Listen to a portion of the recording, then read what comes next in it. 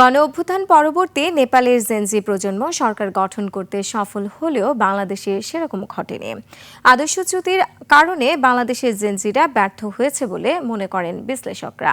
কখনো ইন্টারিম সরকারের ছায়া হয়ে, আবার কখনো ক্ষমতা কাঠামোয় থেকে মব, দুর্নীতি ও অরাজক পরিস্থিতি তৈরি করায় সাধারণ মানুষ জেনজিদের থেকে মুখ ফিরিয়ে নিয়েছে বলে মত দেন তারা। আদিত্য মামুনের রিপোর্ট। 34, 35 সানবিট 1 চামচে 30+ বাসন পরিষ্কার।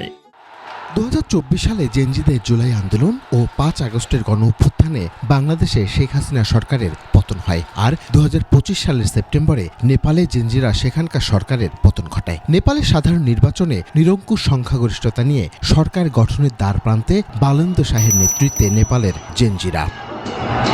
কিন্তু বাংলাদেশে ফেব্রুয়ারির নির্বাচনে তেমন হয়নি। তারা মাত্র কয়েকটি আসন পেয়েছে সংসদ নির্বাচনে। তাদের এই পরিস্থিতির কারণ কি?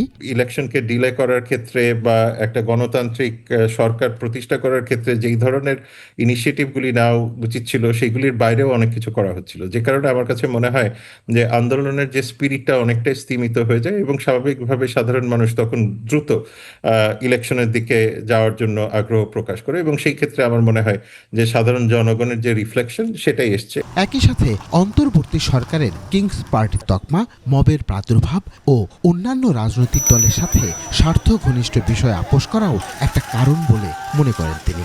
বিভিন্ন রকমের স্টেক হোল্ডারদের বিভিন্ন রকমের ইন্টারেস্টগুলি আমরা দেখতে পেয়েছি, যেটা নেপালের ক্ষেত্রে না। সেই জায়গা থেকে আমার মনে হয় যে নেপাল অনেক বেশি এফেক্টিভলি তাদের আন্দোলনটাকে মোবিলাইজ করতে পেরেছে। নেপালের তরুণরা লক্ষ্যে অবিচল ছিল, কিন্তু বাংলাদেশের জেনজিরা লক্ষ্যচ্যুত হয় বলে মনে করেন সাবেক এই কূটনীতিক। নেপালের তরুণ প্রজন্ম তারা কিন্তু সরকারের মধ্যে বিলীন হয়নি। আধিপত্যবাদের বিরুদ্ধে বক্তব্য, এই কণ্ঠস্বরটা কিন্তু তারা বজায় রেখেছে, এবং এর মধ্য দিয়ে তারা কিন্তু একটা নতুন স্ট্রাকচার তৈরি করেছে, যে স্ট্রাকচারের মধ্য দিয়ে তারা একটা চমৎকার ভালো ফলাফল করলো। আমরা বাংলাদেশে কিন্তু সেই রকম জায়গাটা দেখি নাই। মানুষ যা চায় সেই জায়গায় থাকতে হতো, তারা সেখানে না থেকে তারা পতিত যে কাঠামোটা আছে সেই কাঠামোর সাথে যুক্ত হয়েছে, যার ফলেই মানুষের সাথে যোগাযোগ তাদের বিচ্ছিন্ন হয়ে গেছে, এবং সেই কারণে তারা আর দাঁড়াবার শক্তিটা পায়। স্বাতন্ত্র্য ধরে রাখতে ব্যর্থতার পাশাপাশি রাজনৈতিক কৌশলেও নেপালের তরুণদের থেকে পিছিয়ে বাংলাদেশের এই প্রজন্ম।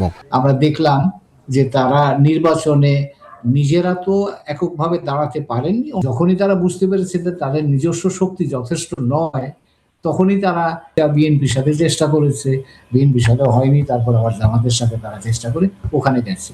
জুলাই স্পিরিটকে কাজে পরিণত করতে না পারার পাশাপাশি সাধারণের থেকে দূরে ক্ষমতা বৃত্তের ভেতর ক্রমশ অবস্থানের কারণেও জেনজিরা বাংলাদেশের জাতীয় নির্বাচনে ভালো করতে পারেনি বলেও মনে করেন তারা। আদিত্য মামুন, 21 টেলিভিশন,